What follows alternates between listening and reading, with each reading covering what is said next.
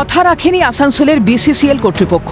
জমির বিনিময়ে নাকি মিলেছিল চাকরির প্রতিশ্রুতি, সেই প্রতিশ্রুতি থেকে গিয়েছে প্রতিশ্রুতিতেই। জমি দিয়েও চাকরি না মেলায় জিএম অফিসে গায়ে পেট্রোল ঢেলে আত্মহত্যার চেষ্টা জমিদাতার। উপস্থিত লোকজনের তৎপরতায় রক্ষা পান চাকরি প্রার্থী। অভিযোগ, 2018 সালে জমি অধিগ্রহণ করেছিল খনি কর্তৃপক্ষ। মেডিকেল থেকে শুরু করে সবকিছু হয়ে যাওয়ার পরেও মেলেনি নিয়োগপত্র। স্বাভাবিকভাবেই অভিযোগের আঙুল খনি কর্তৃপক্ষের দিকেই।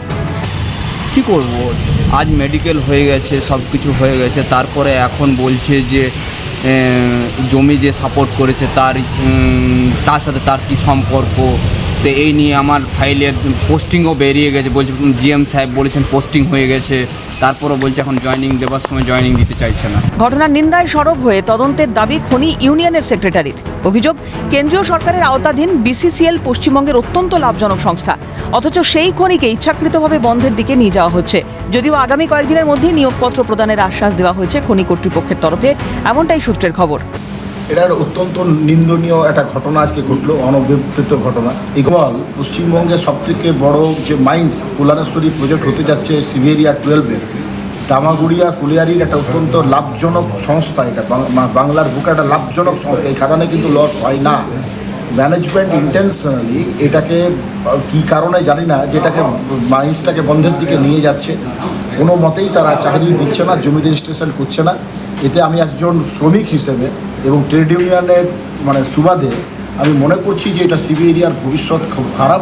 এটা হায়ার লেভেল যারা আছে, ডাইরেক্টর যারা আছেন, তাদেরকে অনুরোধ করবো আপনাদের মাধ্যম দিয়ে যে তারা এটাকে পুরো সরজমিনে তদন্ত করুন, কোথায় গাফিলতি, কার দোষেই ফাইলগুলো আটকাচ্ছে।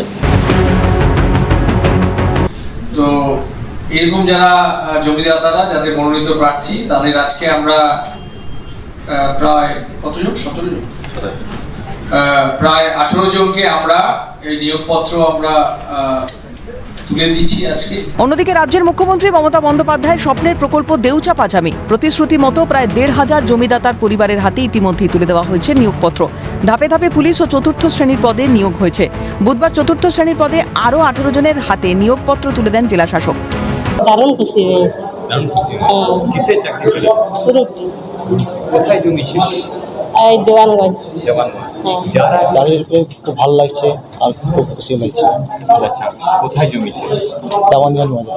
প্রতিশ্রুতি পূরণে খুশি জমিদাতারা। সকলেই চাইছেন শিল্প হোক। আগামী দিনে দেউচা পাঁচামিকে ঘিরে কর্মসংস্থানের সুযোগ আরও বাড়বে বলে আশাবাদী সকলেই। ত্রিরঞ্জন চট্টোপাধ্যায়, ভোলানাথ চক্রবর্তী রিপোর্ট, ক্যালকাটা নিউজ।